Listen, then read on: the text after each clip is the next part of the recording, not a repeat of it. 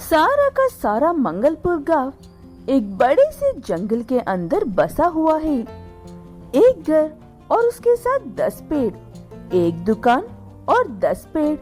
ऐसे गांव, उस गांव के लोग और जंगल एक दूसरे से जुड़े हुए थे। गर्मियों और सर्दियों में तो कोई दिक्कत नहीं थी, लेकिन जब बारिशें होती है तब मुश्किल शुरू होती है। क्या इस बार लगा रखा है? ना ज्यादा वक्त बचा है, ना इस बार हमारा घर टीकने वाला है। मोती, पता नहीं तुम्हारा ये आलस कब खत्म होगा। मैं कुछ काम से बाहर जा रहा हूँ। कल से पक्का घर के काम पर ही लग जाऊंगा। मोती बैल ना जाने कितने दिनों से यही एक बात अपनी पत्नी मीति को कहकर घर की मरम्मत का काम टाल रहा है। ये बात जानते हुए भी कि उसका घर एक हल्के से तूफान को भी नहीं झेल पाएगा। घर में हर वक्त उसकी पत्नी मीति और बच्चा लड्डू रहता है। उनकी जान को खतरा हो सकता है। तू यहाँ पर क्या कर रहा है मोती? तुझे तो अपने घर की मरम्मत करने के काम था ना? वो सब तुझसे ज्यादा जरूरी नहीं है मेरे दोस्त। चल, पहले तेरा घर ठीक करते हैं, उसके बाद मेरे घर के बारे में सोचेंगे। ठीक है कहकर वो भी ज्यादा सवाल किए बिना खुद के घर को ठीक करने लग जाता है, मोती की मदद के साथ। ऐसी शाम तक काम करने के बाद मोती का दोस्त उसे कुछ पैसे देकर भेज देता है। मोती उन पैसों में से कुछ पैसे खर्च करके घर का सामान खरीद लेता है।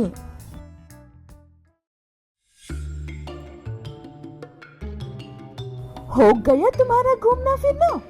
आ गई घर की याद? पता नहीं कैसे बैल से शादी की है मैंने। मेरी तो किस्मत ही खराब है। मैं घूमने फिरने नहीं, काम करने के लिए गया था और तुमने एक मेहनती बैल से शादी की है। झूठ मत बोलो। तुम्हारे दोस्त की पत्नी आई थी यहाँ पर, उन्होंने सब बताया। तुम्हें घर से ज्यादा अपने दोस्त की फिक्र है। ये पैसे तुम्हें उसकी पत्नी के कहने पर मिले हैं। मीति की बात सुनकर मोती चुप हो जाता है और उस दिन कोई भी एक दूसरे से बात किए बिना चुपचाप खाकर सो जाते हैं। सब अच्छी नींद में होते हैं। तभी बारिश शुरू होती है। हल्की सी बारिश से ही उनके घर में पानी बरसने लगता है और जब बारिश ज्यादा होती है तब घर में रहना मुश्किल हो जाता है। मित्ती, तुम बच्चे को लेकर यहाँ पर रुको। मैं जाकर अपने दोस्त से बात करके आता हूँ। वो हमें आज रात के लिए जगह जरूर देगा। ये छत कभी भी गिर सकती है, इसलिए हम किसी पेड़ के नीचे रुक जाएंगे और तुम देर मत करना।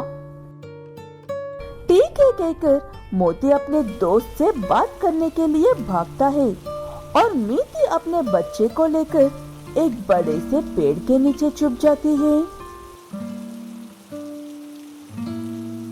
तू इतनी बारिश में घर से बाहर क्या कर रहा है दोस्त? क्या तुझे भाभी जी ने घर से बाहर निकल दिया है? ऐसा कुछ नहीं है मेरे भाई। हमारे घर में हर तरफ से पानी आ रहा है, उसमें रहना सुरक्षित नहीं है। इसीलिए आज रात के लिए तुम्हारे घर में रह सकता हूँ क्या पूछने के लिए आया हूँ। मोती का दोस्त उसे साफ मना कर देता है और कहता है कि दोस्ती अपनी जगह और उसकी परिवार अपनी जगह पर है। वो दोस्ती के लिए परिवार को परेशान नहीं कर सकता है। वो बातें सुनने के बाद मोती को अपनी बातें याद आती और उन बातों पर शर्म भी आती है। उसे अपने दोस्त के लिए कभी भी परिवार की परवाह नहीं की थी और अब वही दोस्त एक रात के लिए थोड़ी सी जगह नहीं दे रहा है।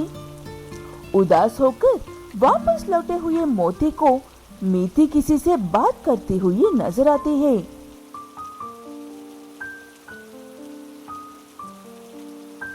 हाँ, मैं अपने पति को अच्छे से जानती हूँ। वो देखो, मोती भी आ गए हैं। अब चलो मेरे साथ, बच्चा ठंड से कांप रहा है। मैं अभी भी उसी से बात करके आ रहा हूँ भाभी जी। उसने साफ मना कर दिया है। कोई बात नहीं, उन्होंने आपको मना किया है, मुझे नहीं करेंगे। उनके लिए परिवार पहले है। चलो, अब बातें बाद में भी हो सकती है। ऐसे वो गाय मोती और उसके परिवार को अपने घर ले जाती है। मोती का दोस्त उन्हें देखकर भी कुछ नहीं कहता है और बड़े सम्मान के साथ उनका स्वागत करता है। उसका ये बर्ताव मोती को पहले समझ में नहीं आता है, लेकिन जब वो कहता है कि वो अपनी पत्नी के हर फैसला की कदर करता है, तब मोती को खुद पर शर्म आती है। मुझे माफ कर दो मिति, मुझे अब समझ में आ गया है मैंने क्या गलती की है और क्या खोया है। अब से ऐसा कुछ नहीं होगा। उसके बाद मोती पहला काम अपने घर की बहुत बढ़िया मरम्मत से शुरू करता है और एक अच्छा पति और बेहतर पिता बनकर दिखाता है।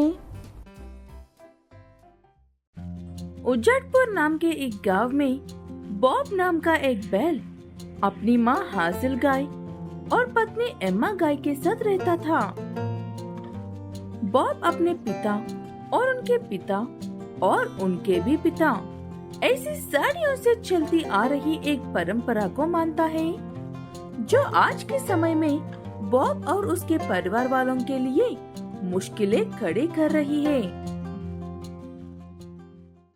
माना कि एमा को आए हुए इस घर में ज्यादा वक्त नहीं हुआ है, लेकिन आप तो इस घर के बारे में मुझसे भी बेहतर जानती हो ना माँ, फिर क्यों ऐसी कह रही हो? तुम्हारे पिता और उनके पिता सबके पास पैसे कमाने का हुनर और हिम्मत थी।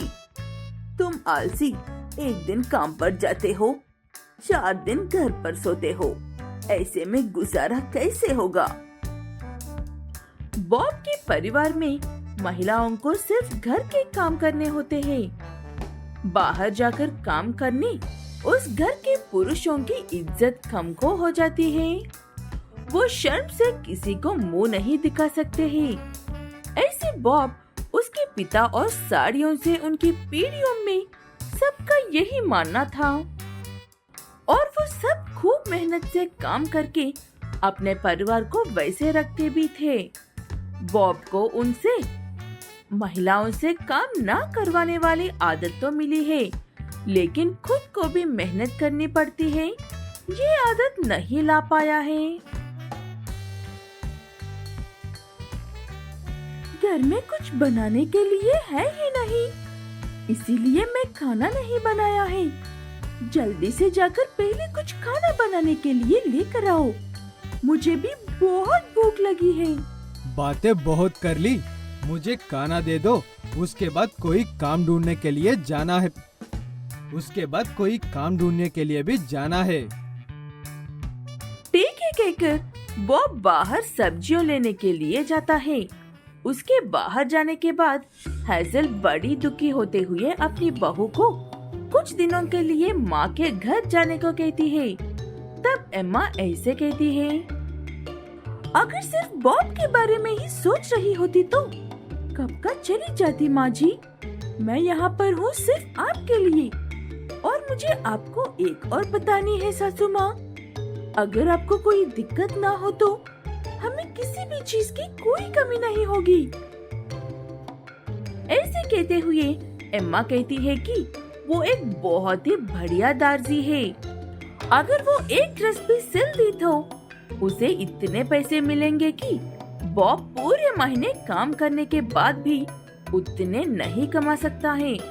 उसकी बात सुनकर हैजल खुश तो होती है, लेकिन बाद में ऐसे समझाती भी है, तुम्हारी बात सुनकर मुझे बहुत खुशी हुई और हिम्मत भी मिली है बेटा, लेकिन तुम उस मूर्ख को जानती हो, उसे समझाना असंभव है। अपनी सासू माँ की बातें सुनकर एम्मा फिलहाल के लिए चुप हो जाती है, लेकिन उसके दिमाग में कुछ तो चल रहा था। बॉब को समझाने के बारे में या उसे चुप कर कुछ करने के बारे में। पहले पिछले बार और उससे भी पहले बार के पैसे दे नालायक, उसके बाद उधारी मांग। आज काम पर जाने वाला हूँ, जितने भी कमाऊंगा वो सारे पैसे आपके ही होंगे, वादा है मेरा।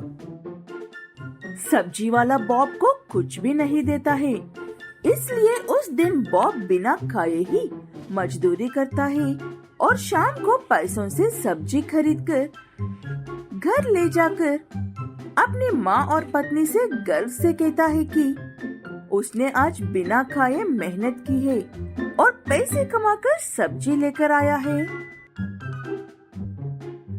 आपकी ही गलती है ना, इसीलिए ऐसा करना पड़ा। वैसे हम भी तो सुबह से भूखे ही बैठे हैं घर में, हमें तो कोई पूछने वाला ही नहीं है। ऐसे कहकर एम्मा गुस्से में अपने कमरे में चली जाती है और बॉब भी हाथ मुंह धोने के लिए जाता है। हाजिल उस सब्जी से खाना बनाकर बॉब को देती और एम्मा के पास भी ले जाकर ऐसे कहती है,